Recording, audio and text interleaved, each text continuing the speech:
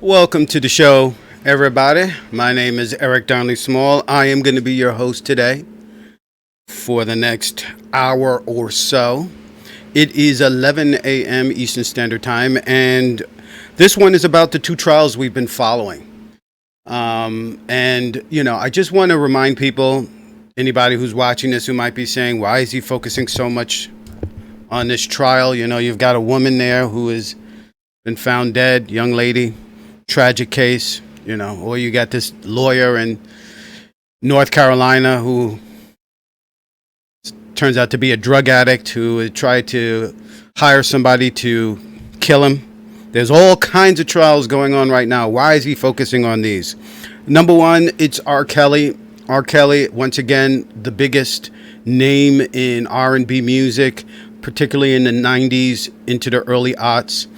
And this guy, it has been particularly, I'm sweating. It has been particularly interesting that for such a long period of time, he has been able to get away basically with these crimes. He is the sort of the Weinstein of, not even Epstein. I think Epstein, at least at one point in time, got caught and had to do, in federal prosecutors, but that became a scam. But he is the Weinstein of our time, and even Weinstein was dealing with adult women. These are children. So the nature of this crime is so horrific. The idea of a quote unquote sex cult is so horrific, and just the nature of this man is so horrific. It also goes into a whole lot of stuff about victim mentality, victim behavior. Control and use of ways of means of controlling people. It is a fascinating thing.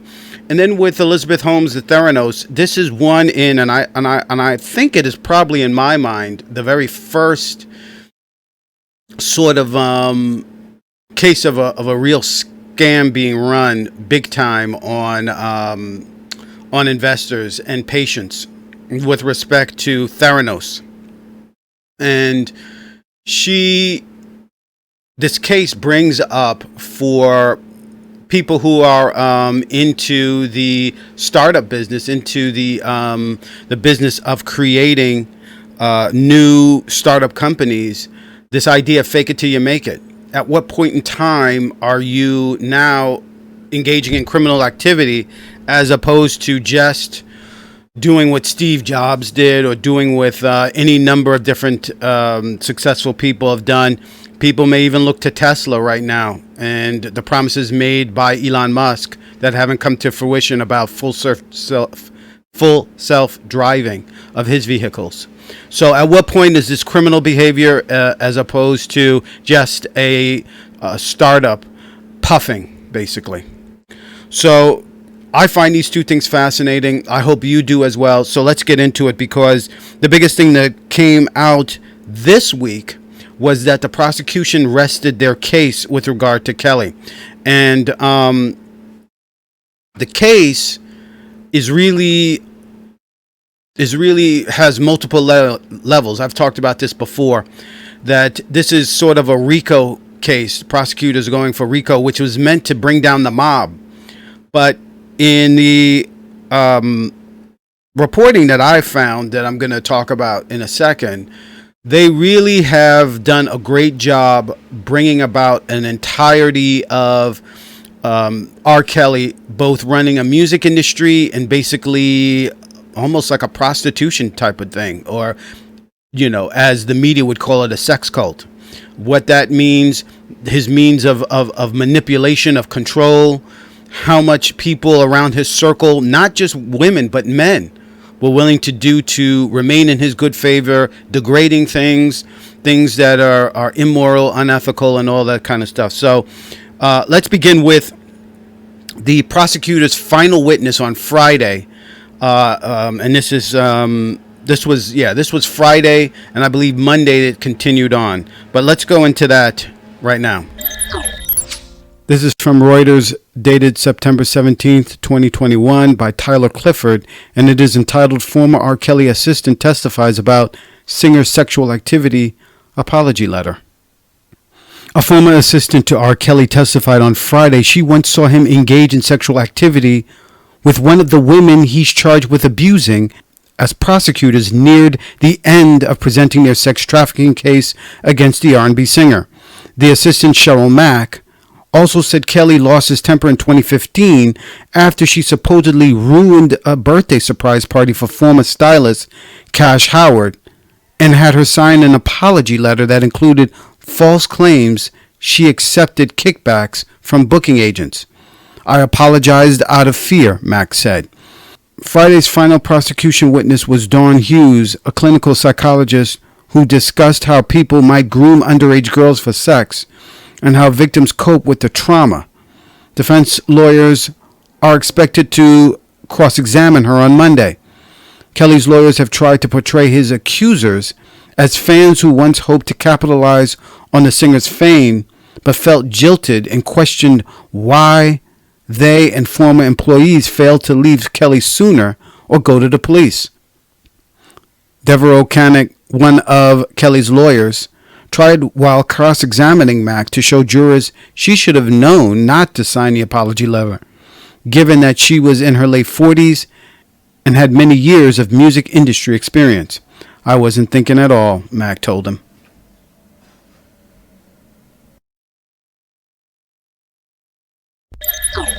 So I'm really curious as to how the jury is looking at this and what they're thinking, because here you have, and this is going to be a repeated theme by the defense, because the defense started its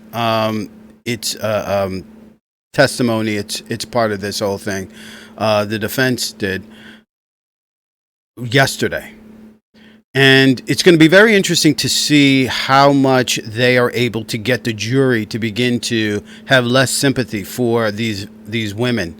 Because, and on this podcast, we talked about with Detective Darnley Small, part of his training in the police department was victim mentality and victim behavior. And one of the things we discussed, exploitation of women and the behavior of women, and how women are victimized. And there is a lot of what Kelly does and a lot of what's brought up here that is about that victimization, but it doesn't make sense to the outside audience.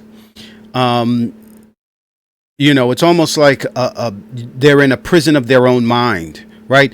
They could walk outdoors. There are no huge fences that are there that they have to climb over. There's not a moat. There isn't a fire-breathing dragon. There is not all of these things that you would think would keep a person from being able to leave and to escape a toxic environment. What's keeping them there is the manipulation and the control and almost the cult-like. That's why I think they called it a sex cult. A cult-like behavior of Kelly with respect to these women. And that's what I think clinical psychologist was trying to get at, as well as this woman who was 4 years old. It's not just 15-year-old girls. 40-year-old woman was intimidated and fearful, so she went ahead and did something that she knew better to do. And of course, that's what the prosecution was saying. Well, you're not a child. You should have known better. Well, you know what? It doesn't mean a child is the only one who can be subject to this kind of stuff. Grown women can be subjected to it as well, and can believe that they have to do something that they shouldn't do. They know they shouldn't do, don't have to do, etc. So CNN here reports, and this was the final day they reported on the prosecution resting its case. That was earlier this week, and they give a very good summation of what this entire trial and what the prosecutor's case has been about during this time.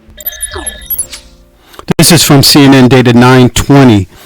After nearly a month of testimony, prosecutors rest their case against R. Kelly.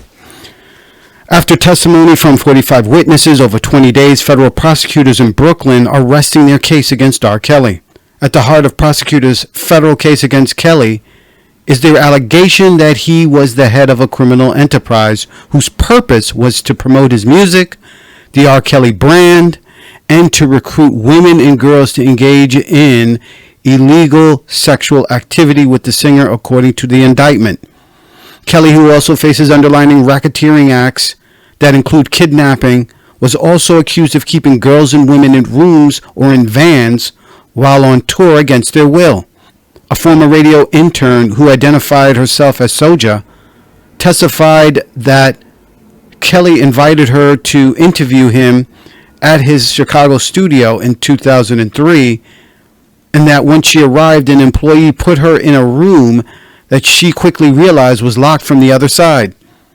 Sonja testified that she lost consciousness after eating her first meal in days, and testified that she believed Kelly sexually assaulted her while she was unconscious.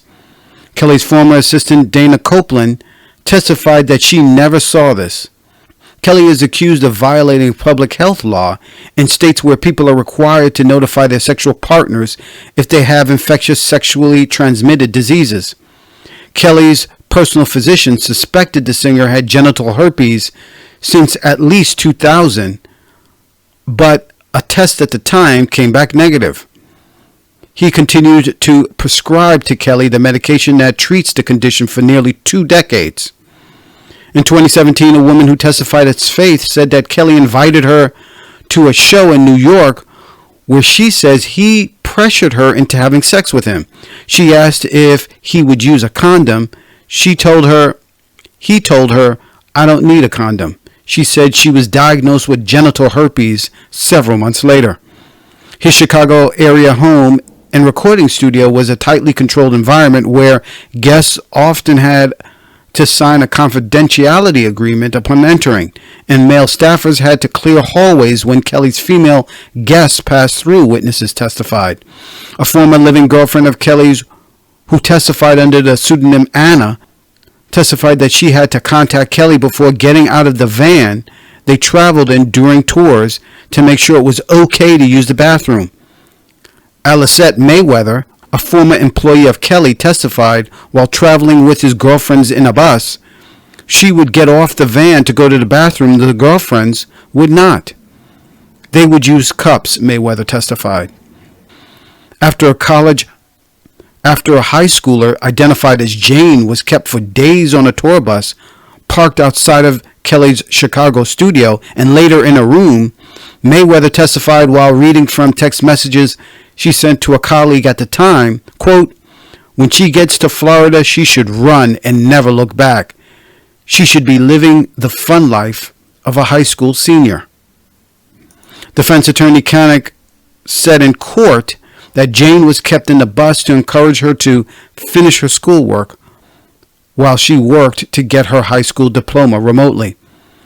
Last week, Wednesday, prosecutors showed jurors multiple recordings that were seized by authorities during raids of Kelly's apartment in the Trump Tower, Chicago, and a storage unit associated with the singer. No one outside the court was allowed to see, hear, or read transcripts of the records. But in a court filing, prosecutors said Kelly can be heard but not seen in one video beginning to physically assault a woman. He also directly threatens her. "If you lie to me, I'm going to F you up," the September 14th filing said. The recordings shown to jurors were rare glimpses at video evidence from prosecutors who have had multiple witnesses testify that Kelly recorded them using iPads he carried around in a backpack during sexual encounters. It is unclear if prosecutors have shown jurors any videos that Kelly allegedly recorded of victims' sexual encounters with him.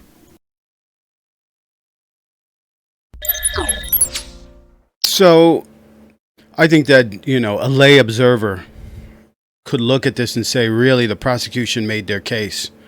Now, what's going to be interesting is it's one thing to make a case and find a person guilty, but the question is, guilty of what?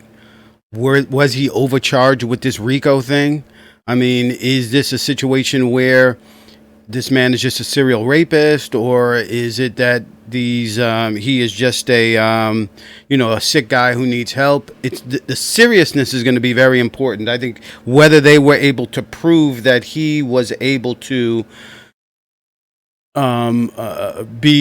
he's able to be convicted under these serious charges, that remains to be seen.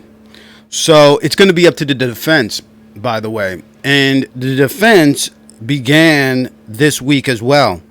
And what's interesting, though, is that it appears that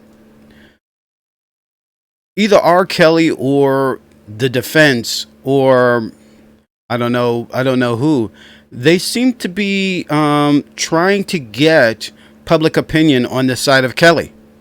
We have at least 2 interviews that were done by Kelly assistants, and this whole thing about the assistants, what did they see, what did they know, etc. It almost seems to be completely on the defense's side, not to sort of bring up women who, at least we don't know yet, but we're going to get into that in a second. But it doesn't seem to be to go after the evidence that the prosecution has created, like these women are all liars and yada yada yada. They've tried a little bit of that in cross-examination, but the defense seems to be that none of this happened. Even though you have 40 witnesses, they seem to be trying to pull people out of the woodwork, witnesses that say that none of this stuff ever happened. But what's interesting is that they appear to be going to regular TV shows. As soon as they finish testifying, they're going to places like Good Morning America. This is Dana Copeland, who I think she actually testified for the prosecution. She was a Kelly assistant. I spoke about her on the last podcast last week, where she testified that she had gotten into it back and forth with Kelly over time, so she would come and leave and come and leave and come and leave. But she went on ABC Good Morning America and spoke to Michael Strahan and had a very interesting interview. I think this was just yesterday, if not the day before. Take a look. Federal prosecutors could rest their case today in the sex trafficking trial against musician R. Kelly. Now his executive assistant of 16 years is telling our Michael Strahan about what she says she saw inside Kelly's homes, including his live-in girlfriends and female visitors. So here's Michael Strahan.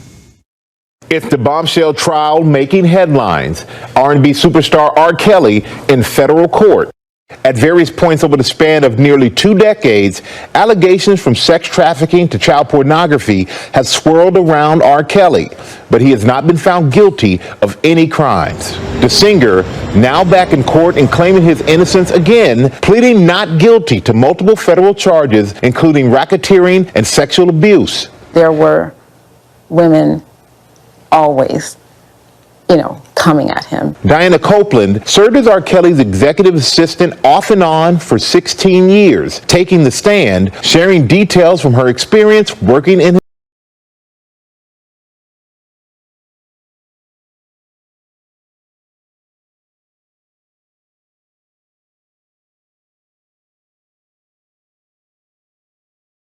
And what was it like working for him? It was incredible. One day I'm hugging Whitney Houston, and then the next day I might be on the set of Lady Gaga. How would you describe him as a person?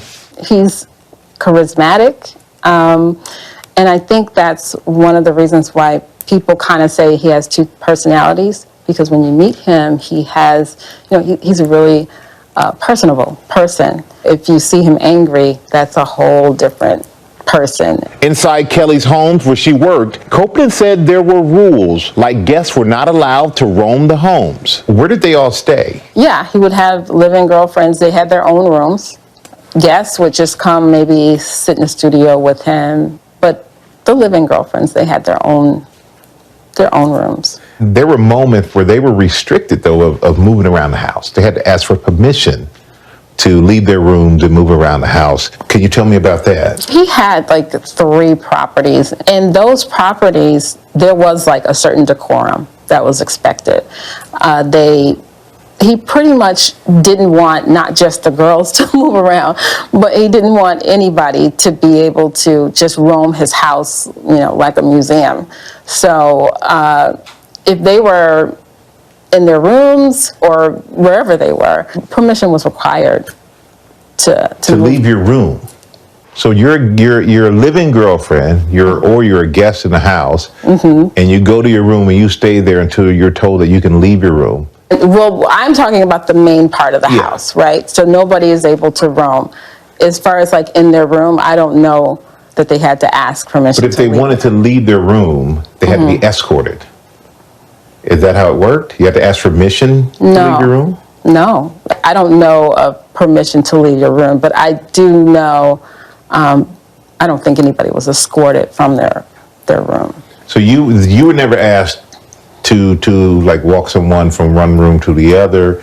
Never. As executive assistant, Copeland says she had freedoms other guests didn't, but she says everyone was required to knock on the wall when entering a space to announce their presence. Copeland says that rule was put in place by R. Kelly's ex-wife, but stayed in place after their divorce. Why were you told to do that? When I first started working for Robert, I asked that very same question because I had noticed that, his ex-wife would do that. So I did ask him that question. And he said, listen, I have people in my house 24 hours a day. I have workers in my house 24 hours a day. The least that everybody can do is just knock to let me know you're there. And so I understood that. That didn't come across as a little odd? No, it didn't. Really? It did not. I mean, I know that celebrities have unique rules based on their likes and their dislikes. He doesn't like mustard on his hamburger. That's odd to me too, but I did it. This is his home. He wants us to knock. It wasn't a big deal for me. Copeland says she was asked to accompany his guests on outings. She says during shopping trips, the women often didn't interact with male salespeople. They asked me during the trial, did you notice their reaction with males? And I did. They didn't want to speak to the males. In fact, sometimes they would ask me to interact with the males. So they didn't want to speak to the males, or were they told not to speak to the males? Well, that piece I can't speak to because I don't know if they were told, but I would say that you can pretty much surmise that that was probably the case. She also said Kelly made her call multiple Ubers for the girls if the drivers were male. Robert eventually realized that Uber drivers, you can't pick the gender. So he eventually stopped asking about that. She says while outside a fitness center waiting for Kelly to work out, she was in a van with multiple women, and one of his girlfriends needed to use the restroom, but she says refused to go because she did not have permission from Kelly. Was she afraid of him? Was she afraid that if she went to the bathroom that she would be in trouble? That's, a question, I guess, for her. But what I can say is this.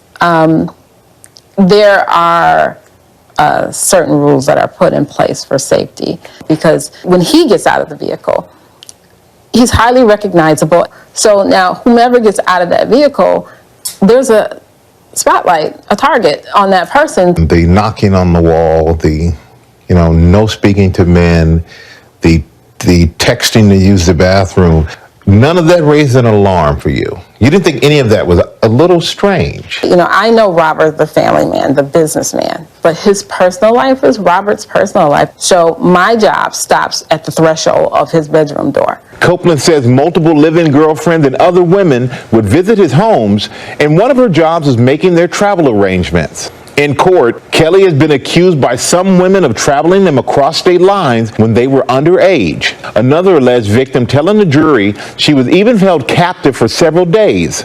Diana maintains she didn't see anything like that.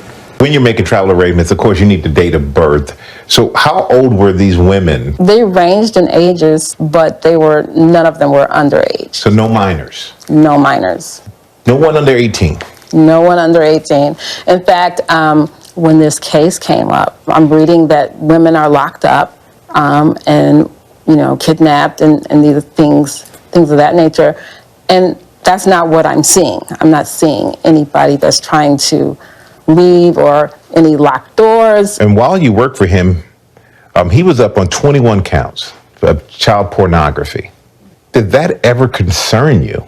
When he was acquitted, the world immediately understood that he was acquitted. In 2018, Copeland was named in a civil complaint pending against R. Kelly. The accuser saying Kelly used Copeland to enforce his rules, allegations he denies. She alleges that Kelly locked her in secluded areas, rooms, studios, motor vehicles, as punishment, and that he would instruct you to, quote, stand guard outside the door. What is your response to that? So I can't speak to her experience with him, but I can speak to the piece that mentions me, that it's absolutely impossible. Anybody that knows me knows that I would never do anything like that. While testifying, Copeland was asked about an incident where Kelly confronted her about letting a woman, quote, escape. So when he said escape, what went through your mind? There was an employee that was trying to start trouble. She calls him. She says, you know, Diana let Anna escape. And he comes to me and tells me exactly what that person says. And I said to him, that was concerning to me. Like, why would you say that? But that, I want to make very clear, those were words that he was using from someone who had called him. Because if someone used the word escape, I think somebody's been held against their will. And they found a way to escape and get out from it. Yes. He's never asked me or anyone else that I know to make sure, you know, women don't leave. Mm-hmm. Every woman that's left has walked right out the door. Copeland testified on cross-examination at trial that the year she worked for him, Kelly never tried to prevent someone from leaving or asked her or anyone else to try to prevent someone from leaving. During the latest trial, Copeland herself was named as someone who took part in the alleged mistreatment, but denies it. And one woman testified that you took her for an STD test. Was that part of your duties? Is that something that happened? That I don't even recall that, so. She even said that you withheld the results from her. First of all, let me just say, they don't give results to other people. Mm-hmm. But I have no recollection of it. Did he ever ask you to recruit women for him? He's never asked me, but at the time, I'm only saying that he was R. Kelly, mm-hmm. a mega superstar. He needed no help. I mean, absolutely no help to recruit women or to get women. Is there anything that you think you could have, would have done differently? You know, looking back, I think that I would have done things the same way I did. I don't think that anything that I did was wrong, or, and I also don't think that anything that I could have done would have changed what Robert did. I can only control Diana. Hi everyone, George Stephanopoulos here. Thanks for checking out the ABC News YouTube channel. If you'd like to get more videos, show highlights. So that was interesting. It's interesting on a number of levels. That was a prosecution defense, prosecution witness. You know, very curious. She sounds very credible. Very curious how the jury took her testimony. Their response to her testimony. She sounds very compelling. But what's interesting to me is that as a layperson going into this environment, first of all, the fact that you've got so many girlfriends that they each have rooms throughout your home, that automatically is a red flag to me, I would think. But that apparently was not the case with this woman. She figures, I guess, that she figured that everybody, these are celebrities, this is what happens, this is what they do. So you've got that element to it. But then you also seem to have, to me, almost an attempt, and again, these are friends. It's not just an assistant, but these are friends. There's almost an attempt to bend over backwards to give the benefit of the doubt to R. Kelly by Miss Copeland. And, you know, what Strahan doesn't say, and what this ABC News piece doesn't mention is that she and R. Kelly would have falling outs over time. And I discussed that on the last podcast with where we discussed R. Kelly last week, that she would come and go from his employee because they would get into fights, they would get into arguments. Interestingly, no one says that they got into a physical argument which to me either means that these women are lying about him being physically abusive, or he reserves that kind of behavior for his girlfriends, because that relationship is not just about a man and a woman. It's about his relationship between these, sexual or girlfriends, or, that kind of relationship. She treats them differently. And that would seem to, as in the CNN report that I talked about just a moment ago, with this woman, what is her name? Morissette, I think it is. She's allowed to go to the bathroom, but they're not, when they're on tour, when they're on the bus. So it is the culmination of all these. I guess if I'm a juror, I'm thinking of, well, yeah, this Miss Copeland, she says this, that, and the other thing, but we're still, look at all of the stuff that has been corroborated. Look at all the stuff that is matching up to other person's testimony. All of them are repeating the same story. That's, I think, very powerful. There's another witness, and actually this person was the first defense witness who appeared on the stand the other day. And I'm going to play this and then read the reporting on the first day of defense testimony in the R. Kelly trial, because it is quite an S show. So let me play this video. And this is a guy named Danny. And he speaks to a reporter on the street. This is after he has testified. So this was just the other day, and talks about what he did or did not see. It's very interesting. I kept quiet until today. Denai Ram spent more than a decade inside R. Kelly's world, telling Pix 11 he witnessed it all. International tours, recording studio sessions, and Kelly's interactions with his live-in girlfriends. I was there. Nobody's chained up. Nobody's locked behind locked doors. Ram was the opening witness for R. Kelly's defense team, testifying he never saw R. Kelly control his girlfriends. I observed him taking, them to the movies, out to eat.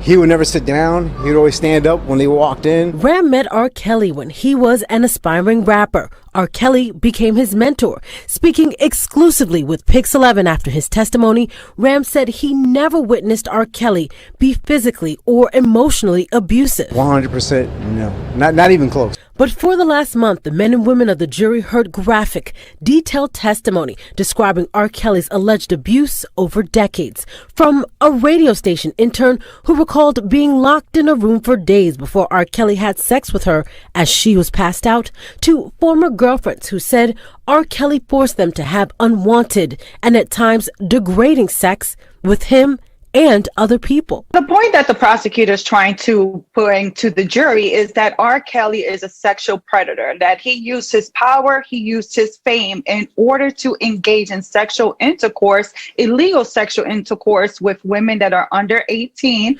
R. Kelly pleaded not guilty to the federal racketeering and sex trafficking charges in this case. The defense is expected to call more witnesses Tuesday morning. Legal analyst Bernardo Villalona believes it is unlikely the defense will ask R. Kelly to testify. Remember, he also has open cases in other jurisdictions. So prior bad acts can come in if he were to testify, because it goes to his credibility, his believability. So that was Pix 11. That is the local affiliate here in New York. And this guy, Danny, I'm going to, the reporting on, on the defense opening day is stunning. I mean, you would think that this guy has enough money to get like the best lawyers, but it turns out R. Kelly may be broke. But let's talk about this. I want to go over this piece and we'll talk about it on the other end. This is from Rolling Stone. R. Kelly defense opens with excuses and missing witnesses. This is September 20th, and it goes on to say, quote, the prosecution started the morning by complaining that the defense had scrapped a list of likely Monday witnesses at the last minute on Sunday evening, causing Judge Ann Donnelly to chide Kelly's legal team. Instead, the defense said it would call on 3 new witnesses, giving no indication that Kelly would take the stand at any point. But even that effort fell short, After the lunch break on Monday, the singer's team noted that the third witness was not in town, and they were still in the process of diligently searching for funds to bring that person to New York. The defense's primary strategy, to the extent that it can be determined from interrogating just two witnesses, revolved around calling for testimony from any of Kelly's former collaborators or employees who can vouch for the singer's behavior as above board and even gentlemanly. The first witness, an aspiring artist named Dahani, aka Da-Ni, who met Kelly at an Albuquerque mall in the mid-2000s and worked for him on and off for more than 15 years, described the singer as a mentor to me and a good friend. Ramanandan also noted that Kelly's girlfriends acted just like the rest of us. And when they went into the restaurant in large groups, the women would get to sit down first, order first, eat first, a situation he likened to chivalry, basically. The second witness went further back with Kelly. Larry Hood, a former bodyguard and member of the Chicago Police Department, knew the singer back in grammar school, but had worked with him over a shorter period of time. Not only did the former bodyguard say that he had never witnessed Kelly commit any inappropriate behavior, Hood said his job as a policeman would have compelled him to act if he had seen anything abusive take place. During cross-examination, Donnie testified he met Kelly at a mall, but he couldn't remember the year. He toured with Kelly, but couldn't remember the names of any of the tours. He worked with Kelly in the studio, but the music never came out. Since Ramanandan was consistently fuzzy when it came to recalling specific dates, that made it relatively easy for the prosecution to shoot holes in his testimony. When the witness maintained he was always with Kelly on the road, the prosecutors presented 3 different photos of the singer with women on the tour bus and asked Ramanandan to find himself in the picture. Each time he was not present. Was Ramanandan with Kelly every second in the studio? The aspiring artist allowed that he had to use the bathroom. I assume you slept, the prosecution added. Hood's cross-examination moved more swiftly, and it hinged on the revelation by the prosecution that the former cop, he now sells cars, had a felony forgery conviction. Just as Hood claimed he was unaware of Kelly's marriage to Aaliyah when she was underage, he also claimed he was unaware that he was throwing around counterfeit $100 bills in 2007. The prosecution left this point for the end of the cross-examination, but slammed it home, making sure the jury knew that Hood pleaded guilty to the felony charge, even as he testified in court on Monday that he did not know the money was fake. After Kelly's legal team announced that its third witness was still in the wind, the defense's first day ended much as it started. Quote, "We again request a list of the witnesses the defense is going to call for tomorrow and Wednesday," the prosecution said. Judge Donnelly appeared surprised that this list was still forthcoming. Turning to the defense, she asked, "Haven't we already settled that?" So, R. Kelly's in a little bit of trouble, in my view. I mean, he can't even get his witnesses to show up. And the defense attorneys appear to really be not the top of the line, I would say, for someone of his, you would think, his caliber, a guy who lives in mansions and whatnot. So I don't know how much longer the defense, they could wrap this week. If they can't get these witnesses to show up, I don't see why they can't, how they could continue going. So this trial could be over, and closing arguments could be the beginning of next week. And it's to the jury after that. So we could be seeing the end of this long running saga to bring R. Kelly to justice next week. So that's fascinating. And I will, of course, be following it next week. Actually, before we end today, I'm going to see if there's any new news, but it's so early here. I doubt if there would be.